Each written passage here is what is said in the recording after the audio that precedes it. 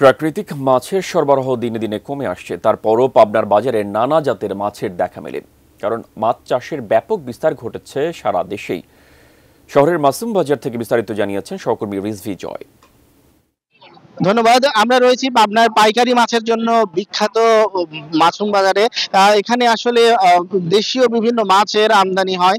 তো এখন যে বিল থেকে পানি নেমে যাওয়ার মৌসুম, এখন কিন্তু বিলের নানা ধরনের দেশীয় মাছ পাওয়া যায়। তবে নানা কারণে আসলে দেশীয় মাছের কিন্তু এখন সংকট দেখা দিয়েছে। বিশেষ করে সতী জাল সহ নানা ধরনের নিষিদ্ধ জালে মাছ মেরে ফেলার কারণে কিন্তু দেশীয় মাছের সংকট। তবে এর পাশাপাশি চাষের বিভিন্ন মাছ কিন্তু এখানে আমদানি হয়েছে। আজকের এই বাজারে আমরা দেখলাম দেশীয় রুই জাতীয় মাছ, যেটি 250 থেকে 350 টাকার মধ্যে বিভিন্ন আকার ভেদে পাওয়া যাচ্ছে, এবং কার্প জাতীয় মাছ, যে তার মধ্যে রয়েছে গ্রাস কাপ, সিলভার কাপ, সেগুলো কিন্তু ওই রকম 200 থেকে 300 টাকার মধ্যেই পাওয়া যাচ্ছে।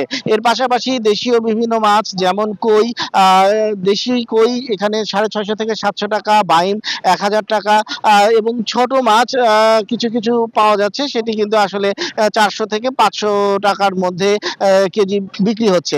এর পাশাপাশি রয়েছে ইলিশ মাছ, সেটি কিন্তু পাওয়া যাচ্ছে, সেটি আকার ভেদে 800 থেকে 1200 টাকার মধ্যে কিন্তু এখানে পাওয়া যাচ্ছে। তো সব মিলে আজকে শুক্রবার, সেই হিসেবে বাজারে ক্রেতাও কিন্তু রয়েছেন, এবং বেলা বাড়ার সাথে সাথে ক্রেতা আরো বাড়বে।